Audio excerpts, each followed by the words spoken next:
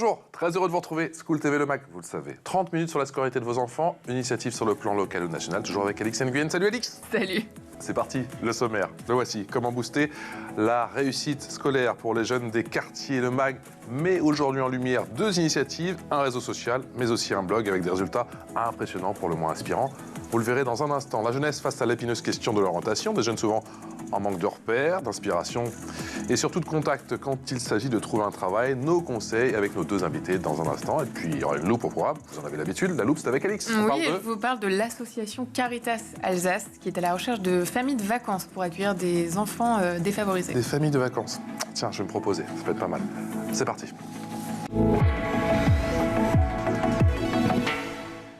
Coucou Inaya Yoga.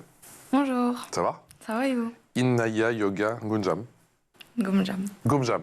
J'y étais presque, je me suis lancé, j'étais confiant là, je suis en train de perdre confiance. Créatrice de l'appli Youngses. Exactement. Contraction de Young pour la jeunesse et de Success. Success. Ça donne Youngses. Pour booster la réussite scolaire des jeunes des quartiers populaires. Prix Margaret Junior. C'est quoi le prix Margaret Junior? Le prix Margaret Junior, en fait, c'est un concours inventé par Delphine Rémy-Boutan. Et en fait, ça permet aux jeunes filles, aux jeunes femmes, aux femmes aussi, de pouvoir recevoir des prix pour leur innovation, qu'elle soit sociale, environnementale, etc. Et donc à 16 ans, et donc à l'âge de 15 ans même, tu as créé cette appli, c'est ça? Voilà, exactement. 16 ans en classe de première générale, spécialité mathématiques, histoire, géographie, géopolitique et sciences politiques, ainsi que sciences économiques et sociales. Rien que ça, on en parle dans un instant. On est également en Skype avec Iman Bounou. Bonjour Iman. Bonjour. Depuis Marseille. On voit pas le soleil derrière, mais on le devine. Comment ça va? Ça va très bien et vous, merci beaucoup pour l'invitation. Bah écoutez, nous on est ravis de vous accueillir, fondatrice du compte Instagram Grimpe.fr. C'est quoi en quelques mots Grimpe.fr? Alors, en quelques mots, Grimpe.fr, c'est la grande sœur que j'aurais aimé avoir quand je me suis lancée dans les études, que je connaissais rien, que je débarquais dans une ville où je ne connaissais personne. Dessus, ça rassemble une communauté qui est une communauté plutôt de 18-26 ans, donc c'est jeunes étudiants, jeunes actifs, qui viennent de milieux populaires souvent et qui sont souvent les premiers dans leur famille à faire des études et qui donc sont un peu seuls et perdus face à toutes les responsabilités qui arrivent, que ce soit le fait de se nourrir, de se loger, de trouver un travail, de trouver un stage, de réussir ses études, de rencontrer du monde, de créer son réseau. Bref, donc moi j'accompagne sur tous ces aspects sur Instagram. Vous l'aurez compris, il sera beaucoup question de réseau, que ce soit réseau social ou réseau tout court, effectivement, dans cette émission. Le réseau, c'est ô combien important. Comment est né Youngses? Youngses, déjà, il y a beaucoup de facteurs qui entrent en jeu. Mais premièrement, c'est quoi l'idée tout d'abord de Youngses? C'est d'aider les jeunes, en fait, surtout les jeunes de quartier populaire, parce qu'on en prend souvent pour des personnes moins intelligentes, on a moins de capacités, alors que c'est faux. On a juste moins de clés pour réussir. Qui croit ça? Les gens en général. Les gens en général, mais quand tu dis les gens en général, ça inclut aussi milieux. Les jeunes des quartiers qui se mettent des barrières limitantes, qui se disent exactement. Bon, ça c'est pas pour moi, ça c'est pas pour moi. Exactement. Et alors comment ça fonctionne Youngses? Youngses, c'est une application et en fait ça a comme un réseau social, parce qu'un réseau social, nous on a grandi avec les réseaux sociaux dans ma génération, et du coup c'est comme un réseau social, vous allez dessus en fait sur la barre de recherche, vous cherchez les études que vous voulez faire, si vous pouvez chercher des personnes, des métiers, etc. Et vous pouvez vous renseigner en fait par rapport à ça. Ensuite vous pouvez prendre contact avec des mentors qui sont sur la plateforme. Très important ça. Ouais. Voilà, et leur poser des questions, mais on n'est pas limité à un seul mentor. Enfin, vous pouvez poser des questions à plein de personnes, vous renseigner sur plein de métiers, sur plein d'écoles, sur plein de possibilités d'études. Moi à 45 ans, je peux aller sur Youngses ou pas? Oui, en tant que mentor. Ah, en tant que mentor, d'accord, ok. Et du coup, je peux conseiller combien de jeunes? Beaucoup, c'est à volonté. autant que vous voulez, voilà. D'accord. Il n'y a pas de limite. Et du coup, chez moi. Quels sont les besoins que tu as rapidement identifiés, justement? Et la question d'après, ce sera, c'est bien d'avoir l'idée, mais comment tu as mis ça en place à l'âge de 15 ans? Les besoins, on a besoin d'être accompagné, parce que ce qu'on a à l'école, c'est pas assez. On a besoin d'aide, on a besoin de clés, justement, de connaissances, des connaissances qu'on n'a pas et qu'on n'acquérit pas à l'école. Et la deuxième question? Et la deuxième question, c'est bien d'avoir l'idée, on a tous des idées, mais alors, le fait de la mettre comme ça en place aussi rapidement, de se dire, ok, j'ai identifié, il faut une application, mais monter son application. Comment on fait? On commence par où? Bah, moi, c'est un peu grâce au prix Les Margaret Junior. D'accord. Parce qu'en fait, j'ai sauté sur l'occasion. J'ai vu que c'était possible et que je pouvais me lancer. Moi, jamais je pensais que j'allais gagner ça, hein. C'était un peu un syndrome de l'imposteur. Et quand j'ai gagné, je me suis dit, bah, en fait, tout est possible. Pourquoi pas continuer? Qu'est-ce que t'inspire justement Youngsess, Iman? Est-ce que tu connaissais déjà cette appli? Alors moi, je connaissais le parcours d'Inaya, en effet, parce que c'est pas toutes les jeunes filles de son âge qui créent une application.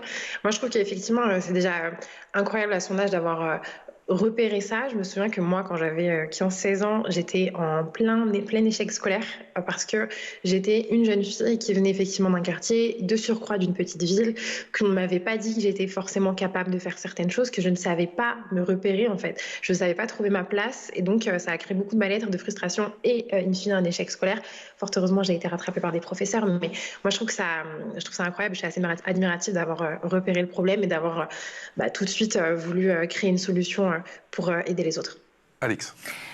Iman, tu viens d'évoquer le rôle des professeurs qui visiblement t'ont aidé. Comment est-ce que tu envisages leur rôle et plus largement celui de l'éducation dans la lutte contre les inégalités sociales? Il faut tout un village pour éduquer un enfant et forcément, les professeurs ont une grande place. Moi, je sais que c'est des professeurs parce que c'était les personnes qui étaient autour de moi qui avaient des outils pour comprendre le système scolaire, pour voir toutes les voies qui étaient possibles, qui m'ont aidée. Mais ça a été aussi le travail de travailleurs sociaux, des personnes de la mairie, de la maison de quartier, du centre social, des activités sportives et culturelles. Bref, tout ce village-là où les professeurs ont une place prédominante puisqu'on les voit presque plus que nos parents quand on est au collège ou au lycée. Donc leur place est extrêmement importante. Je sais qu'on leur demande beaucoup, mais c'est pour ça que moi je dis tout le temps aux personnes qui me suivent, allez leur dire merci, remerciez-les. S'il y a un prof qui a changé votre vie à un moment donné, dites-lui merci parce que je sais qu'ils ne se rendent pas forcément compte souvent de l'impact positif qu'ils peuvent avoir sur leurs étudiants.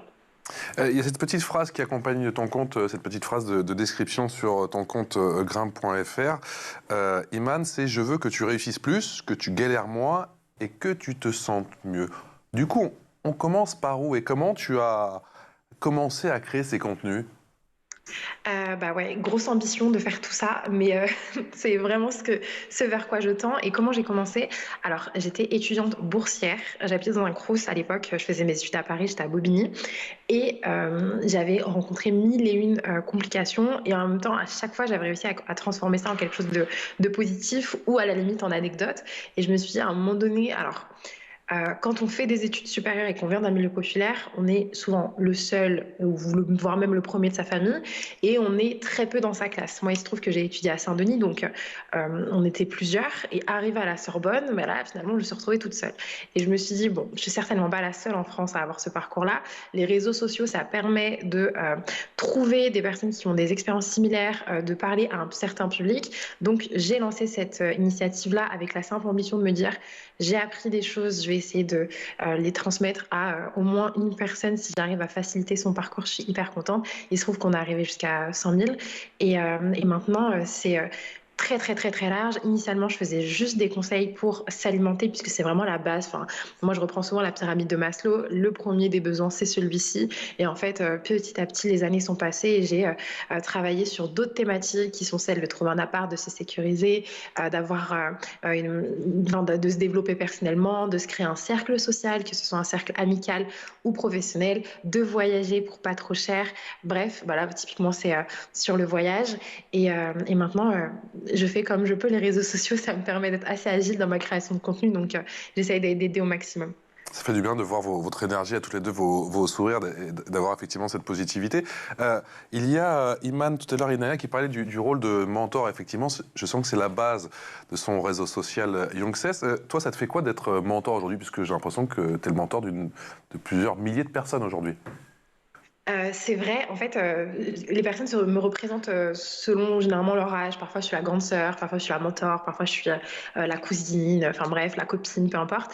Et c'est flatteur. Moi, je leur dis tout le temps. Et encore ce matin, j'ai reçu un message de quelqu'un qui me disait qu'elle avait repris ses études, qu'elle avait trouvé son stage dans un Big Four et qui me disait merci, c'est grâce à toi. Et c'est hyper, hyper flatteur. Et moi, déjà, forcément, personnellement, ça me fait beaucoup de bien de me dire je suis utile. Et en même temps, je me dis parfois, c'est vrai que la montagne des inégalités scolaires, elle est très importante, mais parfois ce qu'il faut c'est juste le boost de confiance au bon moment, c'est le bon conseil au bon moment et si les réseaux sociaux me permettent ça, moi j'en suis hyper reconnaissante. Et Naya, comment est-ce que tu les déniches, toi, tes mentors? Moi, mais je pense que tout le monde pourrait être mentor parce que tout le monde a quelque chose à apporter à quelqu'un dans sa vie. Et les premiers, par exemple, qui ont participé à la Sur plateforme. LinkedIn, Et c'est toi qui les as démarchés? c'est eux qui m'ont envoyé un message. Après avoir entendu parler du prix. Oui, voilà, exactement. Mais franchement, moi, je vous invite tous à... Justement, qu'est-ce que tu dis aux gens qui hésitent à devenir mentor? C'est pas si chronophage, ça prend pas autant de temps que ça, finalement. Non, c'est juste répondre à des questions. Ça peut prendre même 5 minutes par jour. Donc, Et quelles sont les questions qui reviennent le plus souvent de la part des jeunes? comment vous avez fait? C'est quoi votre parcours? Comment est-ce que... C'est sur les métiers en général? etc. Oui, exactement. Ouais, c'est sur les métiers. Les métiers, les débouchés. Et les débouchés, ouais. C'est l'épineuse question, encore une fois. Et est-ce que le gouvernement, on a vu qu'il y a un nouveau bac avec effectivement plus axé sur l'orientation. Alors, je ne sais pas si ça marche. Peut-être que toi, tu as un élément de réponse. Iman, mais que te disent justement tous ceux qui te suivent sur ton réseau social? Concernant l'orientation, il y a eu, alors effectivement, il y a eu les réformes de bac. On voit qu'il y a quand même un certain nombre de soucis avec des jeunes filles qui ont du mal à se réorienter, s'orienter vers des carrières scientifiques. Enfin bref, ça a créé un certain nombre aussi de barrières. Ce que moi je vois quand même, pour parler du positif, c'est que on a de plus en plus d'acteurs qui sont engagés sur ces sujets-là, d'associations. Je pense aux associations comme Une Voix pour tous, comme Campus, comme Destin Lié, comme Article 1, la FEV, etc. Donc on a de plus en plus d'acteurs vers qui se diriger et surtout on a plusieurs acteurs qui sont sur des segments différents. On a les associations de terrain et on a beaucoup d'initiatives qui se sont lancées sur les réseaux sociaux. Moi, je suis assez contente de voir des applications comme celle d'Inaya, de voir forcément qu'il y a d'autres créatrices de contenu aussi parce que souvent c'est des jeunes filles, enfin c'est des femmes comme moi, sur des thématiques, parce que c'est tellement large. Et moi je dis tout le temps, moi je suis ni prof ni Google, c'est-à-dire que moi je suis pas prof, je suis pas la personne qui va pouvoir t'aider personnellement, et je suis pas Google, je suis pas la personne qui va te donner une réponse hyper froide en te disant bah voilà, toutes les filières, voici ce que tu peux faire. J'essaye de donner des réponses qui prennent en considération toute la dimension de l'orientation, qui prennent en considération la personne. J'essaye de donner des petits questionnaires pour que les personnes elles, comprennent d'abord qui elles sont pour ensuite savoir où elles peuvent aller. Mais c'est un vaste sujet et je pense que pour en revenir à la phrase que je disais, il y a besoin de beaucoup d'acteurs et d'au moins tout un village. Iman, on parlait effectivement tous ensemble tout à l'heure de l'importance du réseau. Et c'est vrai que par vos deux voies de communication, que ce soit le réseau social ou que ce soit l'application effectivement d'Inaya, eh bien on peut se créer ce réseau, on peut faire appel à des mentors. Mais quelle est l'importance de la culture? Prédominante, extrêmement importante. C'est très important dès lors qu'on arrive dans la... Personnellement, pour sa construction, ça permet de développer sa curiosité, de développer forcément sa culture générale. Et moi, je m'en suis rendu compte quand j'ai voyagé entre milieux sociaux. J'ai eu un décrochage scolaire en seconde qui m'a amenée dans un lycée privé, qui est un lycée privé catholique, avec une autre sociologie. Et je sais que ça m'a un peu... comment dirais-je, il se trouve que moi j'ai de la chance, j'ai des parents qui ont fait des études, donc j'avais quand même un certain bagage culturel, mais j'ai senti un mini décalage, ne serait-ce que pour en venir aux questions d'orientation, sur tous les existants. En fait, moi Sciences Po, j'ai appris ça super tard, alors que c'est une question de culture, c'est une école qui est extrêmement connue, mais qui reste quand même extrêmement élitiste, et qui donc peine à se faire connaître de profils qui étaient comme, de profils comme les miens. Donc elle est extrêmement importante. Moi, ce que j'essaye de faire au quotidien, c'est de leur dire, écoutez ce podcast-là, regardez le musée, c'est gratuit en fait jusqu'à ce qu'on ait 25 ans révolus. Donc essayons de sortir. Les réseaux sociaux, c'est extraordinaire et ça permet de se cultiver bien sûr, mais ça n'est pas suffisant. Et moi, j'essaye de leur dire autant que possible, posez votre téléphone, sortez, allez dans ce musée, allez dans cette exposition-là, parce que c'est important pour votre culture personnelle, pour votre développement personnel et aussi pour votre vie professionnelle. On est souvent jugé sur ça, sur est-ce qu'on a la bonne référence au bon moment, est-ce qu'on on peut tenir une certaine conversation, et ça peut créer beaucoup beaucoup de mal-être. Donc moi, j'encourage vraiment beaucoup à développer cette culture générale. D'ailleurs, c'est un point important, effectivement, et tu en parles souvent, toi, avec les gens de ton application. Oui. Au-delà de la culture, c'est l'ouverture au monde. Exactement, c'est un point de rencontre en fait, entre différents milieux, et c'est un point de rencontre entre différentes personnes, différentes personnalités, parce qu'on est tous différents. Et du coup, la culture, ça permet de rassembler les gens. Je suis totalement d'accord. Et justement, Iman évoquait Sciences Po, dont elle a entendu parler tard. Je crois que toi, tu ambitionnes d'intégrer Sciences Po. Exactement. Comment est-ce que tu en as entendu parler? Sciences Po? Ouais. Bah, c'est grâce à ma mère. J'ai de la chance, c'est que ma mère, mes parents aussi, ils ont fait des études. Et donc, j'ai toujours baigné dans ça. Et c'est pour ça que je veux pousser les gens à faire de même, parce que c'est important. À l'école, ils vous en parlent pas, c'est pas nécessairement une option. Non. Mais c'est pour ça que je reviens à la question de tout à l'heure, parce que je te dis, il y a plein de gens qui ont des idées, à commencer par moi, mais je vais pas forcément les mettre en exergue, les mettre en action. Mais toi, j'ai l'impression que ça t'est venu naturellement. Tu te dis, tu as identifié un besoin très concrètement et tu te dis, il me faut une application, et tu es passé assez rapidement à l'action. Est-ce que du coup, tes parents, toi, ils t'ont poussé quand t'en parlais à table le soir? Bien évidemment, on a le droit de parler, on a le droit de s'exprimer dans ma famille, et du coup, j'ai un peu cette chance-là. Ils m'ont poussé à faire le concours, parce que moi, comme je le disais, j'avais un peu ce syndrome de l'imposteur. Je me disais que sur toute l'Europe, ça servait à rien. C'est quoi le syndrome de l'imposteur? Parce que tout le monde ne sait pas ce que c'est. Le syndrome de l'imposteur, c'est que on pense ne pas réussir, et du coup, on se met des barrières, et donc on s'empêche de faire certaines choses, alors qu'on est capable, on a les capacités, etc. Même quand on réussit. Comme voilà. toi. Tu as encore ce syndrome de l'imposteur aujourd'hui, un petit peu? Oui, des fois. Tu travailles là-dessus? Oui, ça va. Avec qui? Avec mes amis, ma famille, mes professeurs aussi. Quelle est l'importance, Iman, du développement personnel? J'ai vu qu'il était très présent tout au long de ton contenu. J'essaye effectivement de ne pas rentrer dans la caricature non plus totalement développement personnel, parce que je trouve que dans un certain sens on peut nier le caractère systémique de nos situations, mais il est important parce que tu le dis bien, Inaya, ce syndrome de l'imposteur là souvent amène à de l'auto-sabotage, à de l'autocensure, et donc quand bien même on va connaître les grandes écoles, Sciences Po, quand bien même on va tomber sur une offre auquel on a toutes les capacités et compétences, on ne va pas postuler. Donc moi, j'essaye autant que faire se peut de détruire ces barrières-là et de les accompagner dans la connaissance de soi, dans la connaissance du monde. Et après, in fine, la troisième étape, c'est de la connaissance de tout ce qui est possible. Mais il est extrêmement important. Et c'est pour ça que moi, je me vois plus comme une grande sœur, entre guillemets, qu'une conseillère d'orientation. D'où l'importance des affirmations. Quelles sont les affirmations que tu préfères? Les affirmations positives, alors moi j'adore une phrase de René Char, c'est « impose ta chance, va vers ton risque, à te regarder ils s'habitueront ». Je crois que je l'ai un peu tronqué, mais vraiment le fait de s'imposer, d'y aller et de fermer les yeux, de fermer les oreilles sur ce qu'on peut dire et sur ce que les gens peuvent imaginer de nous, et simplement avancer. J'ai un caractère de fonceuse qui est très ancien et qui vient d'un passé familial, et moi je crois vraiment que c'est l'attitude qu'il faut adopter. Être fier de soi et simplement imposer sa chance. Comment ça marche? Il faut se le répéter plusieurs fois par jour, ces affirmations?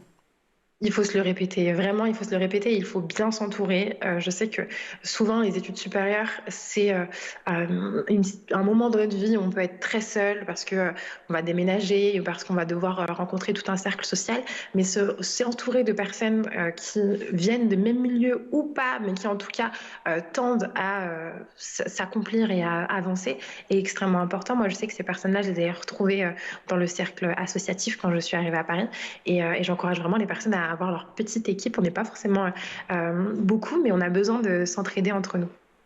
Et nous aussi, on est là pour vous aider effectivement sur le Mac de School TV. C'est l'heure de la loupe. La loupe, c'est avec Alix. Focus aujourd'hui, Alix, sur l'association Caritas Alsace, qui est à la recherche de familles de vacances pour accueillir des enfants défavorisés cet été. Tout à fait. Et d'ailleurs, avis aux familles volontaires de la région pour partager du temps avec des enfants qui n'auront pas la chance de partir en vacances cet été. Si vous êtes intéressés, vous avez jusqu'au 30 avril pour vous rapprocher de Caritas Alsace. Pour info, Caritas Alsace, c'est une association du réseau Secours catholique. Toute l'année, elle accompagne des familles en situation de précarité, 10 000 familles en moyenne. Les familles sont invitées à accueillir 1 ou 2 enfants âgés de 7 à 10 ans pendant 2 semaines. semaine. Pour être famille d'accueil, nul besoin d'élaborer tout un programme. C'est surtout l'occasion pour les enfants de changer d'air et de rompre avec le cadre qu'ils connaissent, de partager des activités simples telles que le jardinage, les jeux de société ou les promenades. Le critère principal, c'est d'avoir du temps à consacrer. On écoute Valéria Bronsteder, animatrice à Caritas Alsace, référente solidarité familiale pour le Haut-Rhin. L'accueil familial des vacances est une des premières actions mises en place par le Secours catholique. En effet, elle existe depuis 1948. À cette époque, il s'agissait de permettre à des enfants qui avaient vécu les épreuves de la guerre de pouvoir partir se refaire une santé à la campagne. Aujourd'hui, cette action a bien entendu évolué et il s'agit de permettre aujourd'hui à des enfants qui n'ont pas la possibilité de partir en vacances de pouvoir le faire car ils sont accueillis dans des familles bénévoles. Donc, Caritas Alsace et le Secours catholique lancent chaque année un appel à des familles prêtes à ouvrir leurs portes pendant 2 semaines en été afin d'accueillir ces enfants entre 6 et 11 ans pour un premier départ. Ces séjours sont placés sous les signes du partage du quotidien, d'activités simples, car le plus important est vraiment de créer du lien et permettre à tout le monde de passer des bonnes vacances. S'il n'y a pas de prérequis stricts, l'association cherche tout de même à trouver des points de similarité entre les familles d'accueil et les enfants. L'année dernière, 64 enfants ont été accueillis dans 45 familles différentes. Iman, est-ce que la problématique des vacances est un sujet qui revient ? Au-delà des vacances, c'est la problématique de réussir à faire une pause en fait.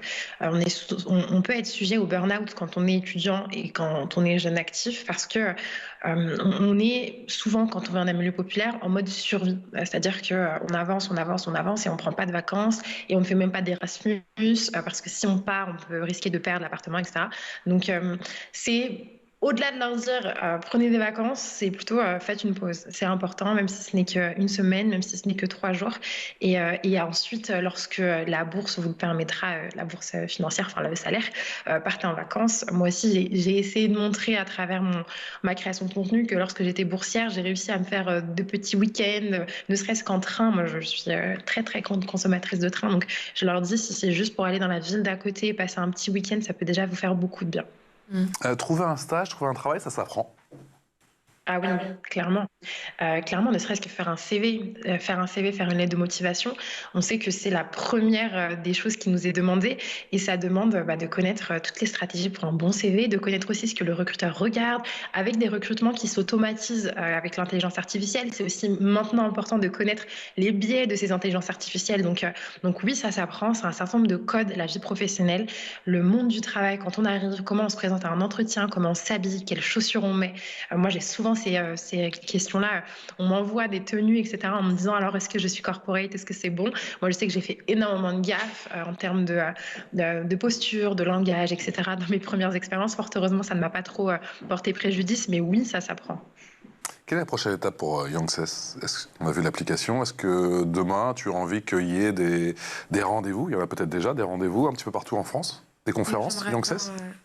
La mettre à l'international. Allez!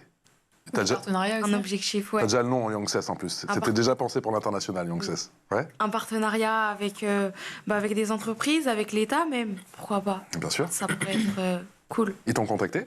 L'État? Ouais. Non, j'ai juste reçu une lettre du président. Juste reçu une lettre du président Macron. Qu'est-ce qu'il disait? Que ça le touchait de voir des personnes comme moi s'investir dans le bien-être de la population et qui m'invitait à continuer. Du coup, ça m'a fait... Il t'invite à continuer. La question à $10 000 maintenant. Est-ce que tu lui as répondu? Est-ce que tu lui as dit merci pour toutes ces louanges, monsieur le président, mais j'aimerais bien vous voir maintenant? Je lui ai pas répondu. Mais il faut. Mais oui, j'espère le faire. Ok, prochaine émission, tu nous montreras effectivement ta lettre. Quelle est la prochaine étape pour Grimpe.fr?